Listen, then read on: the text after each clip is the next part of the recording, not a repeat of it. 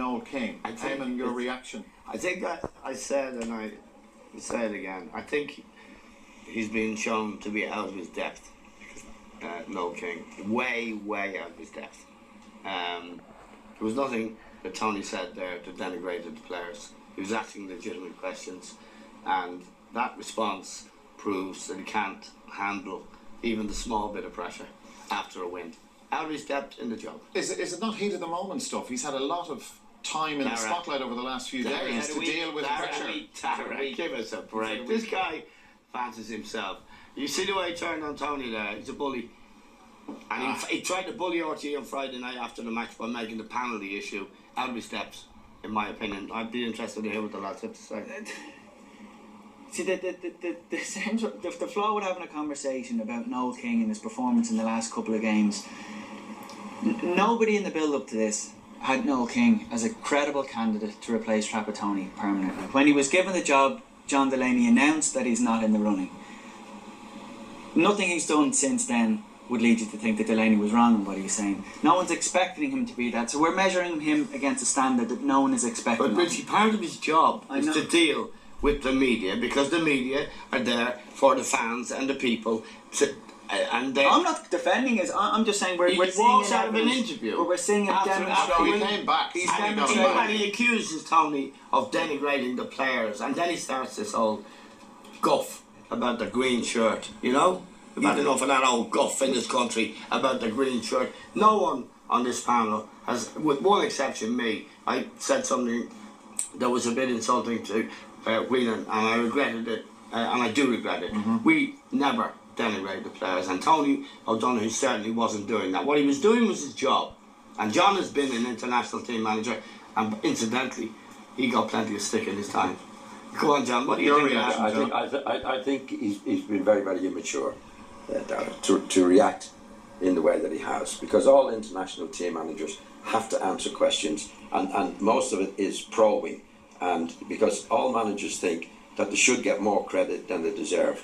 And I think he moved the goalpost a little bit to accuse Tony of sort of attacking the players. Tony wasn't attacking the players. He was asking legitimate questions about the setup of the team. He was asking about McGeady. When McGeady came on, it proved that a winger could do a bit more than Stokes and Doyle did. And you go back to the point where you're saying about, well, Stokes played there for a lot for Celtic, and Doyle played umpteen times for Wolves. The fact is, if you ask anybody in football, what's the best position? What's Doyle's best position? It is without doubt centre forward, striker, and Stokes is the same. That's the point we're making. We're not saying how many times. We're not saying that Stokes never played on the wing before, or Doyle played on the wing. The fact is, with the selection of players that we have, they're better playing in the positions that they're used to playing in. I think that was a legitimate question from Tony to ask him, and I think he responded. His response was disappointing. You see, if you start attacking the media, then you're throwing, it's a smokescreen, because the media becomes the issue rather than, questionable decisions. Leave James McLean out tonight to play players out of position. Kevin Doyle was clearly out of position tonight. Incidentally, he played on the left, wide on the left, in a plan on Friday night in Germany. And football is about a lot of things, and one of them is debate about players, about coaches. That's the right of fans. That's why they do it. That's why we love it. We can't have guys like that in an international team manager's position who want to stifle debate. And he did attack Tony O'Donoghue. He said to Tony, you got to do your homework. You don't know what you're talking about.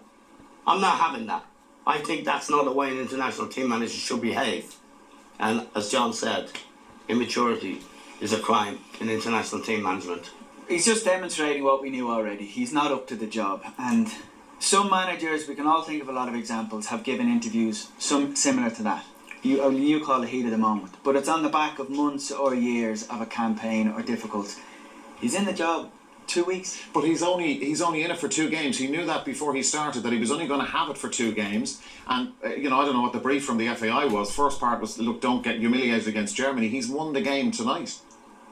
Yeah, but we're not talking about the game. We're talking could end about. up as second We're seeds talking now about going it. forward. We're talking about response to criticism. that. Yeah. We're not talking about the game. We're talking about the response as an international team manager to legitimate questions that were asked by Tony tonight on that. And I think the response was poor, really poor tonight. Don't forget, Noel King, Tony O'Donoghue's there asking questions on behalf of the people watching this programme who are fans of soccer, who are also licensed players, incidentally, and ultimately, as he said, he works for the FBI, and their income comes from those people. So part of your job is to explain yourself, and the questions are invariably tough. Trapattoni had a lot of tough interviews with Tony O'Donoghue and took a lot of criticism, which you knew about on this programme. But he managed it with a certain eccentric charm. Indeed. He managed it. And I wouldn't have minded if, personally, what he says about me. But when he starts attacking a very good and respected reporter working for this channel, when he starts attacking Liam Brady and John Giles, all in the space of 3 days, he is immature, out of his depth, and a little bit unpleasant. But he did receive some fairly harsh criticism Did he? himself. My criticism. Well, look, No. You're going to have to answer this, Tara. No, it's not up to me. You are going to have to answer this. He was called tactically illiterate. No, what was called, that's right, that's a criticism of a coach and his coaching methods. It's not a personal attack. Now, do you understand the difference between that?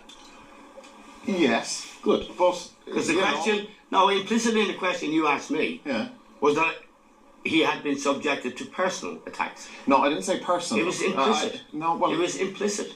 But You mean to say he shouldn't be questioned? His tactics shouldn't be questioned? No, of course, but at the same time, he's entitled to his right to reply, isn't he? But that wasn't a right to reply. It wasn't replying. That was insulting to Tony O'Donoghue, a person who was doing their job. Yeah. And the comments after the match on Friday were insulting on a number of grounds. Now, we decided before this program that we wouldn't talk about them. No, but he's trying to do They his were job, personal. and his job was for 2 games. Is his job to attack people personally? No, it's not. It's to manage the international Did he team. attack people personally? My opinion in that matter doesn't really count. Your opinion matters, and I've asked you, and you've given it to me. Richie.